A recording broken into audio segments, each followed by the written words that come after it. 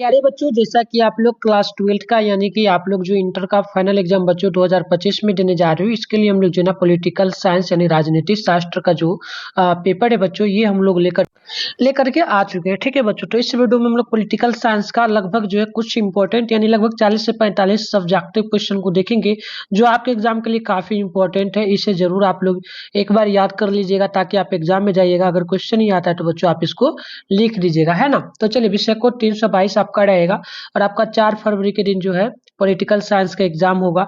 तो आप लोगों का तैयारी हो चुका है कि आप लोगों का 400 प्लस नंबर आएगा? कमेंट बॉक्स में जरूर आप लोग बताना मेरे को, है ना। 3 घंटा 15 मिनट का टाइम दिया जाएगा, 100 मार्क्स का एग्जाम होगा।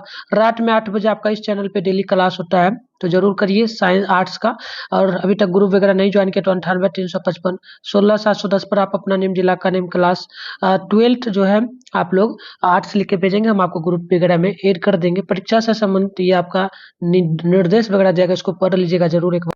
तो चलिए, यहाँ पर आप लोग देखिए, सबसे पहला नंबर जो क्वेश्चन आप लोगों से पूछा गया है, गुट निरपेक्ष से आप क्या समझते हैं? ठीक है, तो आंसर हो जाएगा हमारा कि सैन्य गुटों के पृथक गुटों से पृथक रहना द्वितीय विश्व युद्ध के बाद विश्व दो शक्तियों महाशक्तियों के बीच बट गया।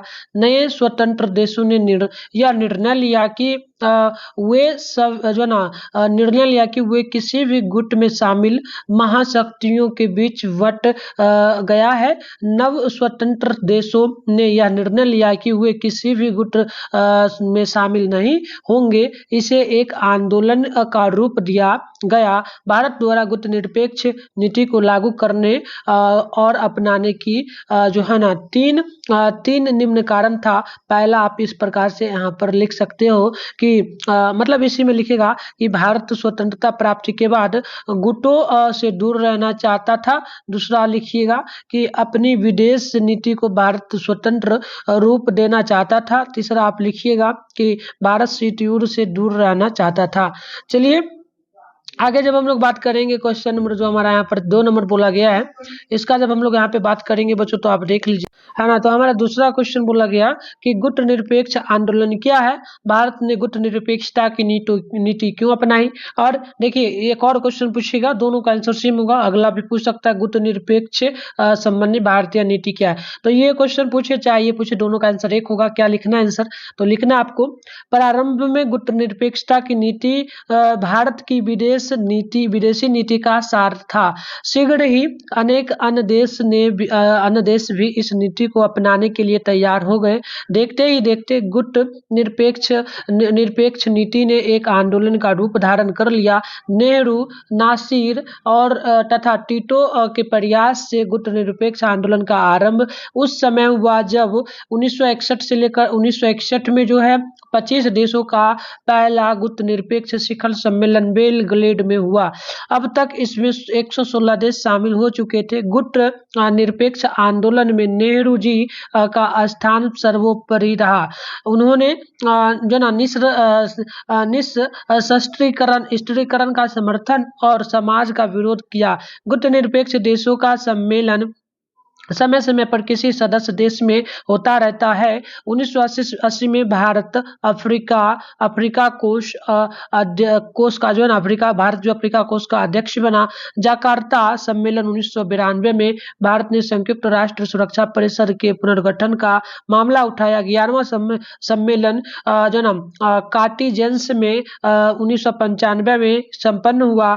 कार्टिजेंस घोषणा में आतंकवाद को निंदनीय बताया गया और कहा गया कि हर प्रकार के आतंकवाद का विरोध होना चाहिए। तो आगे बढ़ते हैं बच्चों, अगला क्वेश्चन हम लोगों का यहाँ पर हो जाएगा तीसरा नंबर, देखेंगे आप। तो आइए बच्चों, आगे हम लोग तीसरा नंबर क्वेश्चन को देख लेते हैं। तीसरा क्वेश्चन है, गुट निरपेक्ष आंदोलन की आवश्यकता यानी उद्देश्य क्या है? तो बिल्कुल देखिए, संसार को 20वीं सदी में 2 विश्व युद्धों का सामना करना पड़ा। द्वितीय विश्व युद्ध के बाद संसार 2 गुटों में बट गया था, अमेरिकी गुट और सोवियत रूस गुट।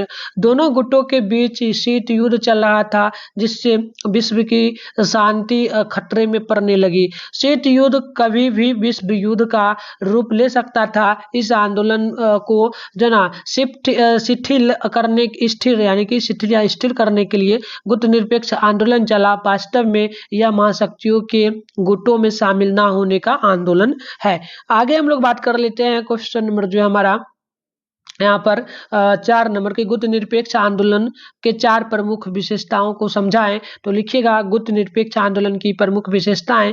पहला लिख दीजिएगा उपनिवेशवाद का विरोध करना, दूसरा स्वतंत्र नीति का पालन करना, तीसरा होगा विश्व को विकास की ओर अग्रसर करना, चौथा हो जाएगा निशस्त्रीकरण लागू करना एवं शांति स्थापित करना। तो आप चौथा नंबर तक ही लिख दीजिएगा तो हो जाएगा।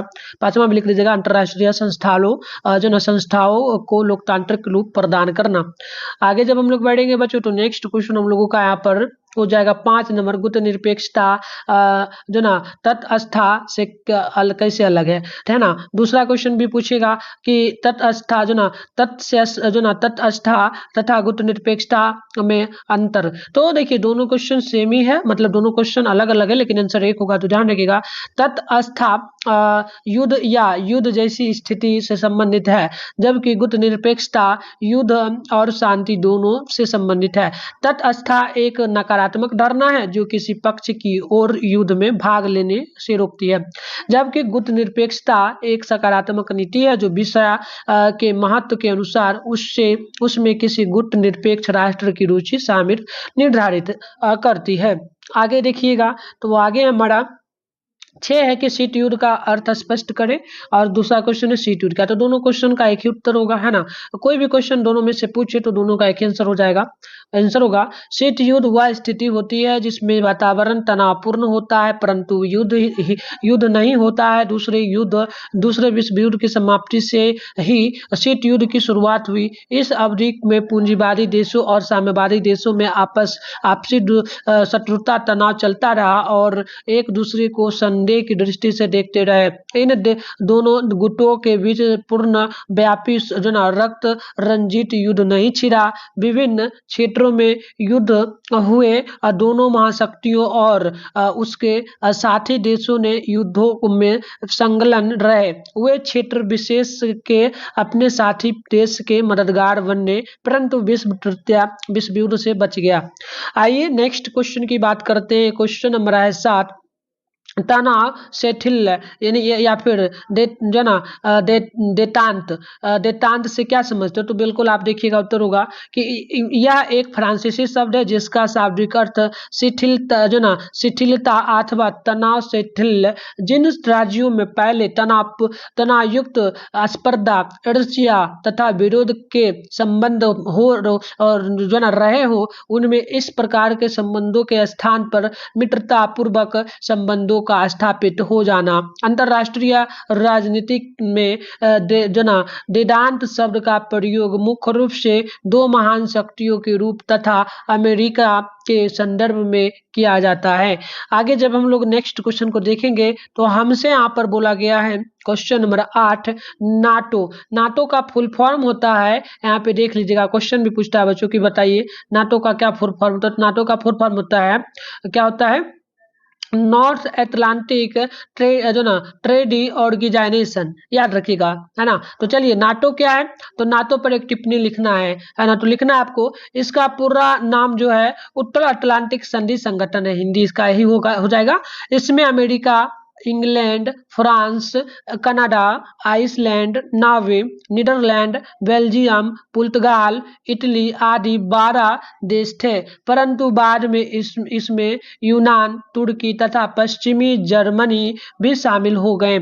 इस संधि संगठन की मुख्य शर्तें थी, क्या थी। तो आप ऐसे पहला लिख दीजिएगा, दूसरा इस प्रकार से, तीसरा मतलब कि ऐसे कर दीजिएगा। चलिए लिखिएगा, शांति के समय विभिन्न देश एक दूसरे को आर्थिक सहयोग देंगे। दूसरा होगा कि आपसी विवादों को आपसी बातचीत द्वारा हल करेंगे। तीसरा हो जाएगा यदि कोई अन्य देश उनमें से किसी पर आक्रमण करेगा तो सब मिलकर उसका मुकाबला करेंगे। चौथा होगा प्रत्येक देश अपनी सैनिक शक्ति को संगठित करेगा तथा इस कार्य में अमेरिका उसकी सहायता करेगा। आगे हमारा क्वेश्चन नंबर 9 होगा। और 9 नंबर हमारा क्वेश्चन हो जाएगा बच्चों कि परमाणु जो ना अप्रसार संधि यानी एनपीटी क्या है। तो आप लिखेंगे कि यह संधि केवल परमाणु शक्ति संपन्न देशों को एटमी जो ना हथियार रखने की अनुमति देती है और बाकी देशों को ऐसे हथियार हासिल करने से रोकती है ना। परमाणु प्रसार संधि के उद्देश्य को ध्यान रखते हुए उन देशों में को परमाणु शक्ति से संपन्न देश माना गया है जिन्होंने 1 जनवरी 1967 से पहले किसी परमाणु हथियार अथवा अन्य परमाणु सामग्रियों का निर्माण और विस्फोट किया हो। इस परिभाषा के अंतर्गत 5 देश अमेरिका, सोवियत संघ, बाद में रूस बन गया है, सोवियत संघ बाद में रूस बना है ना, ब्रिटेन, फ्रांस और चीन को परमाणु शक्ति से संपन्न माना गया है। इस संधि पर 1 जुलाई 1968 को वाशिंगटन, लंदन और मॉस्को में हस्ताक्षर हुए। इस संधि 5 मार्च 1970 से प्रभावी हुई। इस संधि को 1955 में अनियत काल के लिए बढ़ा दिया गया। आगे हम देखेंगे क्वेश्चन नंबर 10 को, बोला एक ध्रुवीयता और 2 ध्रुवीयता में अंतर बताएं। तो लिखिएगा एक ध्रुवीयता, तो एक ध्रुवीयता होगा विश्व राजनीति में जब किसी एक देश का ही अधिक प्रभाव हो तथा अधिकांश अंतरराष्ट्रीय निर्णय उसकी इच्छानुसार लिए जाए तो उसे एक ध्रुवीय विश्व व्यवस्था कहा जाता है। जैसे वर्तमान समय में विश्व एक ध्रुवीय है तथा अमेरिका इसका नेता बना हुआ है। द्विध्रुवीय व्यवस्था की बात करेंगे तो विश्व जो ना द्वितीय विश्व युद्ध के बाद विश्व द्विध्रुवीय व्यवस्था में बट गया। दूसरे महायुद्ध के बाद संयुक्त राष्ट्र अमेरिका तथा सोवियत संघ 2 महाशक्तियों के रूप में उभरा। उन्होंने अनेक देशों को अपने गुटों में शामिल किया। दोनों के बीच तनावपूर्ण संबंध बने रहे जो किसी समय तीसरे महायुद्ध को जन्म दे सकते थे।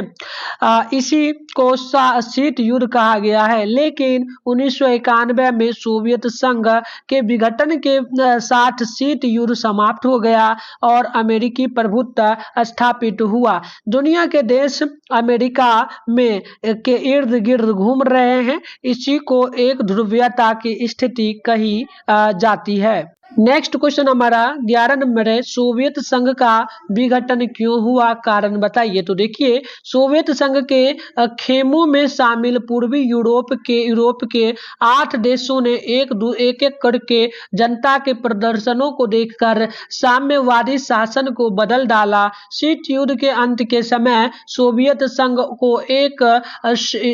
सोवियत संघ को यह सब चुपचाप देखते रहना पड़ा। ऐसा किसी सैन्य मजबूरी से नहीं बल्कि जनता की सामूहिक कार्रवाई के दबाव के कारण हुआ। अतः में स्वयं सोवियत संघ का विघटन हो गया। आगे आप लिख सकते हैं सोवियत, आप इस प्रकार से जो है ना आगे लिख सकते हैं सोवियत संघ के विघटन के निम्नलिखित कारण थे। आप पहला लिख दीजिएगा कि जो ना स्टालिनवादी संगठन की विफलता, दूसरा सेवक तंत्र या भ्रष्टाचार, आगे लिखेगा नस्लीय राष्ट्रवाद का उदय, पाश्चात्य उदारवाद का उदय, मानव पूंजी की हानि। तो आप इस प्रकार से भी लिख पाएंगे। आगे आप देखेंगे क्वेश्चन हमारा 12 नंबर है जो ना ग्लास नोट्स तथा पेरिस्टोयका से आप क्या समझते हैं। तो आप लिखेंगे मार्च 1985 में सोवियत संघ के में जो ना गोर्बाचोव का नेतृत्व स्थापित हुआ। उन्होंने अपना नया सोच प्रस्तुत किया। उन्होंने लोगों की स्वतंत्रता बहाल की तथा अर्थव्यवस्था का नव निर्माण किया। ग्लासनास्ट का अर्थ है समाज को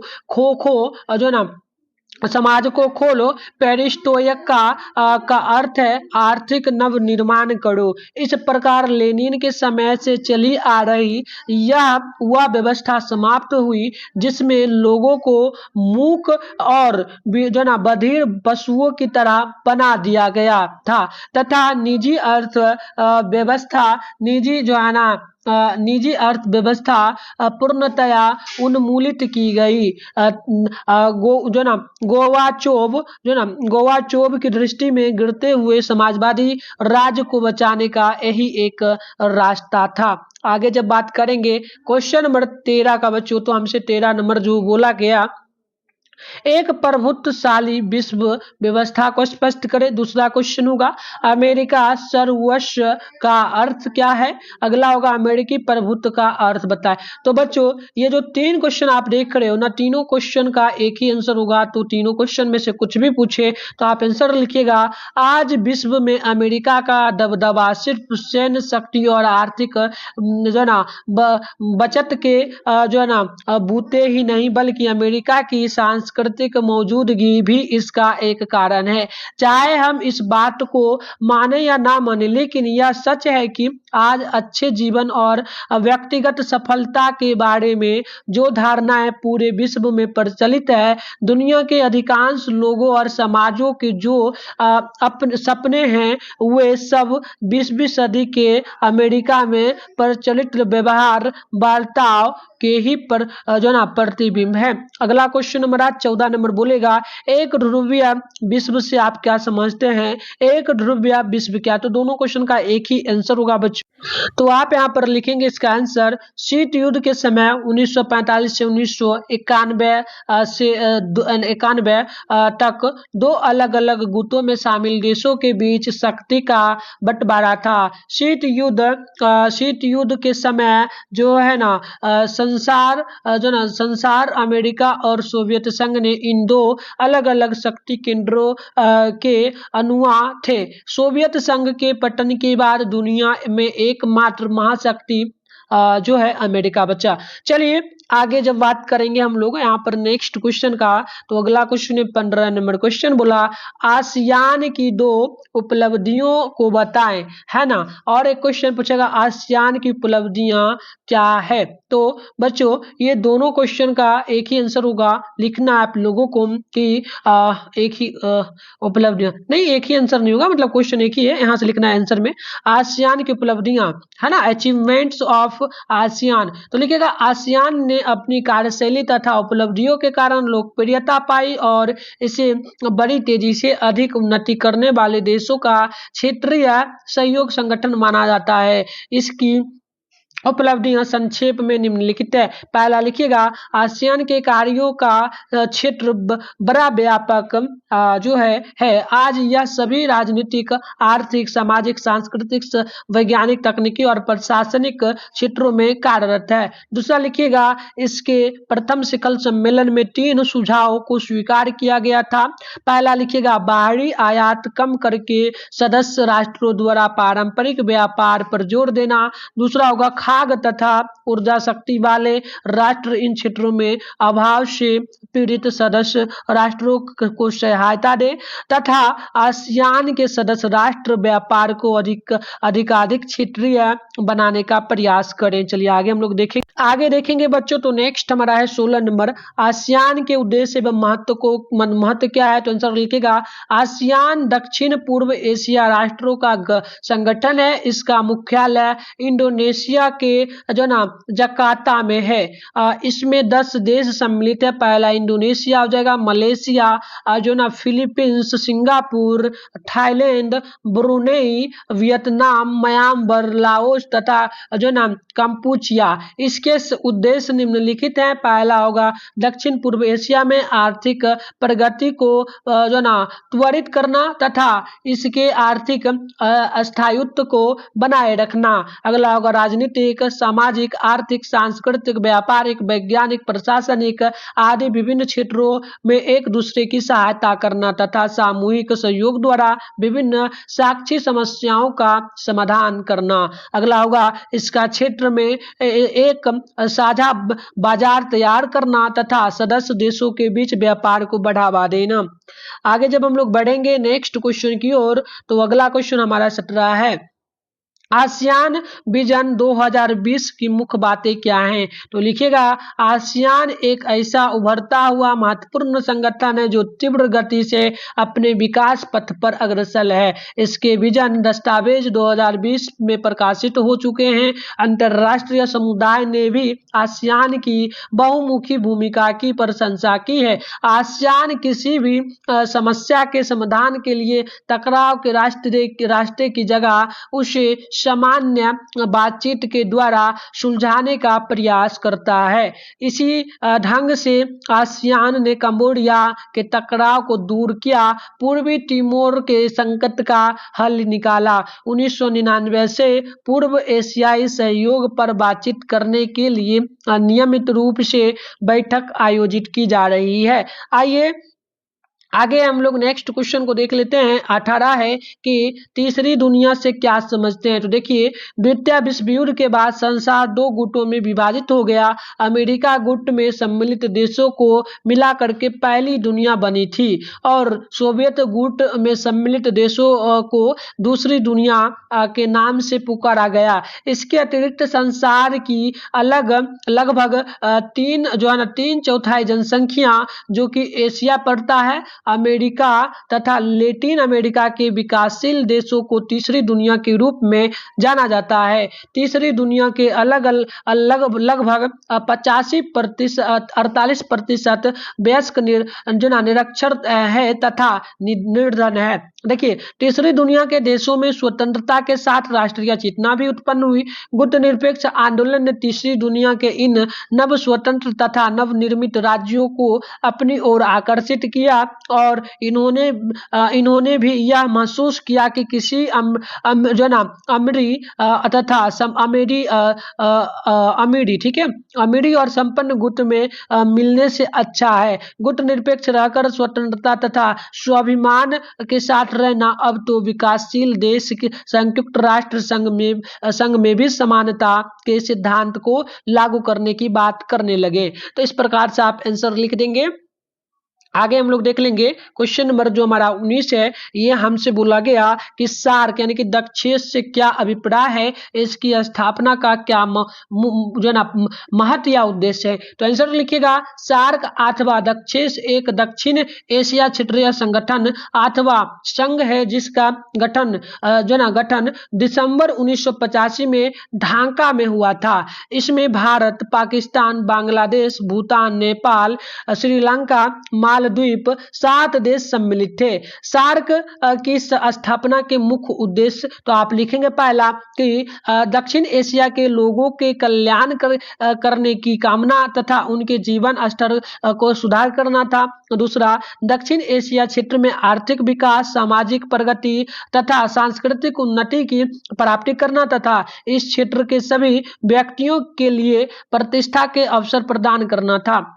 आगे लिख दीजिएगा तीसरा पॉइंट, दक्षिण एशिया के देशों में सामूहिक आत्मविश्वास और आत्मनिर्भरता पैदा करना तथा उसको बढ़ावा देना था।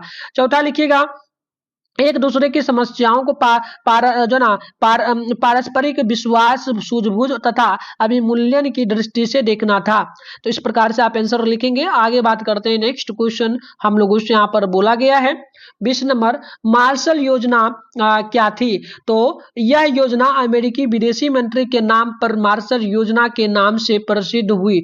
इस योजना के फलस्वरूप बहुत कम समय में यूरोपीय देशों की आर्थिक स्थिति युद्ध पूर्व स्तर पर बढ़ गई। आने वाले वर्षों में पश्चिम यूरोपीय देशों की व्यवस्था में बहुत तेजी से विकास हुआ।